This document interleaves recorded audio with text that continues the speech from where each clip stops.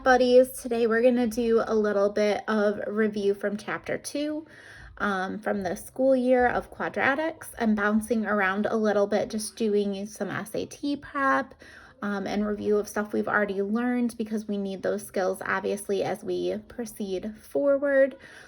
So today we're going to talk, like I said, about quadratics, including, let's see, transformations and solving.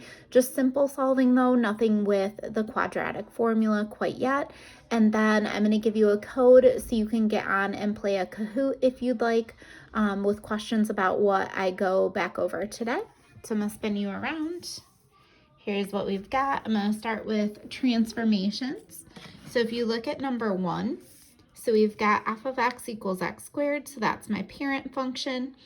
And then over here, we've got multiple transformations. So you can see that a 6 appeared out front, a plus 5 in parentheses, and a minus 10 out back. The 6 out front, because it's being multiplied in, is going to be a vertical stretch. Vertical because it's outside, and stretch because it's being multiplied. It's a stretch also because this is a number bigger than 1. So we have a vertical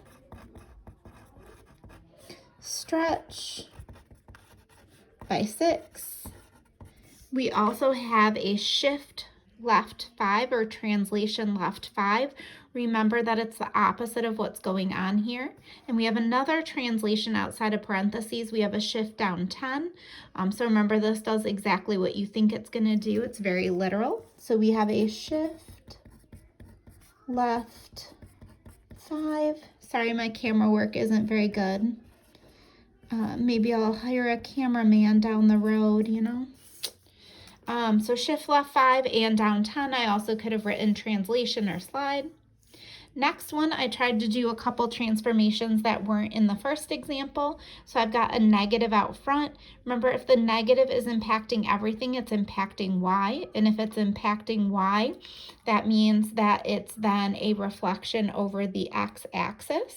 So this is a reflection over the x-axis.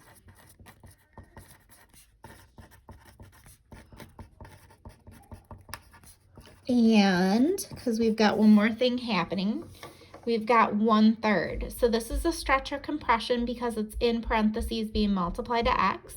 It's also a horizontal stretch or compression because it's, again, involving the x component there. Remember, we've already taken the reciprocal at this point. So it was a horizontal stretch by 3 because we've taken the reciprocal of 3 to put it in as 1/3. So I'm going to write horizontal compression. Nope, I said stretch. Stretch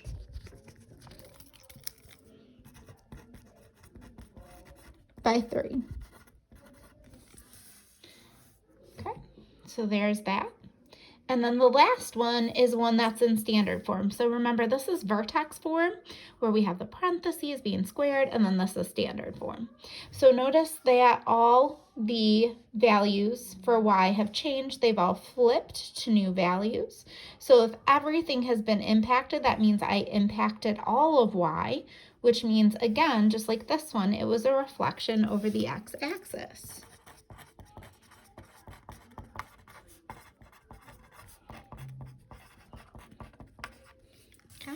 If you remember back when I was putting parentheses in with the x, the negative was going in with the x, and then we would square it and do that type of thing. That would be a reflection over y because we were impacting just the x's.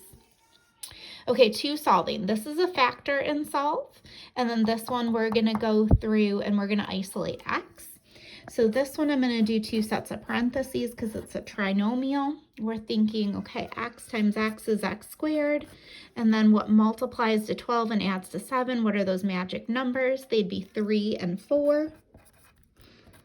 And so then when we solve, we think what would make this set of parentheses 0, because 0 times this would equal 0. So x would be -3. And then what would make this set of parentheses 0? That'd be -4. So those would be my 2 answers there. No worry about extraneous roots back in this section, so we can box them in and say that's our final answer. Down here, I'm going to isolate for x, so I'm going to divide each side by 5. I get x squared equals 100. And then I'm going to square root each side to solve. So square root, and x is going to equal, you'll see it in a second. Like I said, my camera work isn't amazing. X equals plus minus 10. So think about that. If you work backwards, 10 squared is 100, but also negative 10 squared is 100, because negative 10 times negative 10, also 100. So here is the Kahoot challenge pin if you want to play a Kahoot game. All the questions will be over these types of problems. So if you have some extra time and you want to go back and review and try this, go ahead. There's, again, the pin that you can use to go ahead and get into the Kahoot game.